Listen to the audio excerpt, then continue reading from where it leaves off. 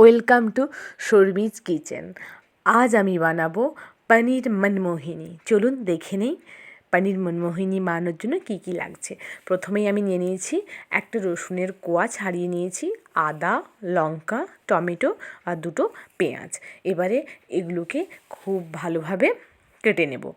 কাটা হয়ে গেছে।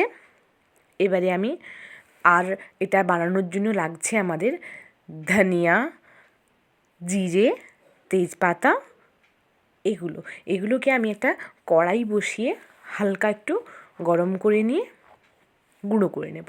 কড়াইটা আমি বসিয়ে দিয়েছি। এবার এর মধ্যে আমি ধনিয়া, জিরে আর তেজপাতাগুলো দিয়ে একটু নেড়ে নেব। নাড়ানো হয়ে গেছে। এবারে আমি এটাকে একটা প্লেটের মধ্যে বের করে ঠান্ডা হয়ে গেলে গুঁড়ো করে নেব। আমি একটা কড়াই বসিয়ে নিয়েছি, ওর মধ্যে একটু তেল দিয়ে দিয়েছি। এবারে ওর মধ্যে আমি একে একে করে পেঁয়াজগুলো, রসুন, আদা, লঙ্কা সব দিয়ে 1 মিনিট মতো ভেজে নেব। এবারে এটা ভাজা হয়ে গেছে। এবারে আমি একটা পাত্রের মধ্যে এটাকে তুলে নেব।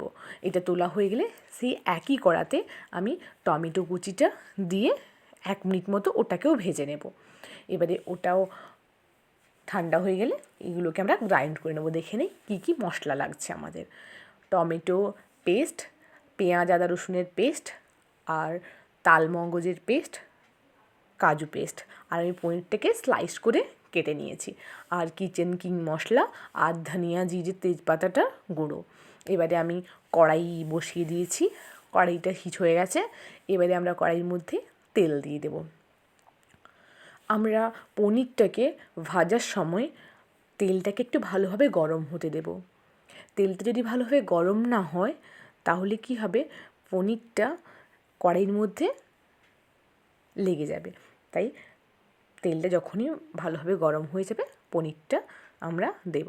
পনিরটা ভাজার সময় কোনো সময় আমরা খুব বেশি ভেজে নেব না, তাহলে পনিরটার মধ্যে গ্রেভিটা ঠিক ঢুকবে না, তাহলে ওই টেস্টটা আসবে না।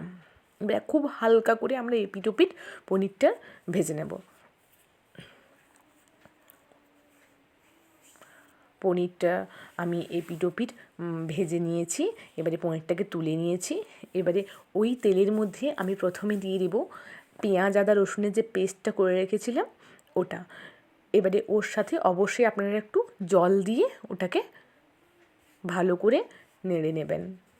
জল দেওয়া হয়ে গেছে। জলটা যখন শুকিয়ে আসবে এবারে আপনারা ওর মধ্যে নুন 1 চামচ, হলুদ 1 চামচ দিয়ে ওটাকে 1 মিনিট কষিয়ে নেবেন। 1 মিনিট আমার এখানে কষানো হয়ে গেছে। এবারে আমি এর মধ্যে টমেটোর পেস্টটা যেটা ছিল ওটা দিয়ে দিয়েছি। দেওয়ার পরে এর মধ্যে আমি কিচেন কিং মশলা আর যে গুঁড়ো মশলাটা তৈরি করে রেখেছিলাম ওটা দিয়ে দেব।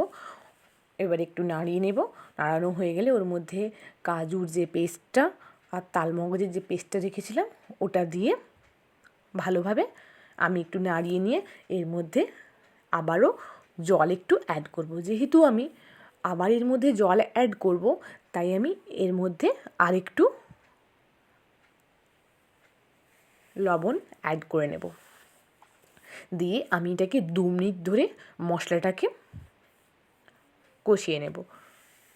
মশলাটা কষানো যেই আমাদের হয়ে যাবে এর মধ্যে আমরা যে ভেজে রাখা পনিরগুলো দিয়ে দেব। ভেজে রাখা পনিরগুলো দেওয়ার পর ঠিক 2 মিনিট কষিয়ে একটা বোলের মধ্যে আমরা এটাকে বের করে নেব। দেখবেন রান্নাটা খেতে দুর্দান্ত হবে। অবশ্যই আপনারা ট্রাই করে জানাবেন কীরকম লাগলো। এটা অবশ্যই আপনারা রুটি, পরোটা বা ভাতের সাথেও খেতে পারেন। আমাদের কমপ্লিট হয়ে গেল পনির মনমোহিনী।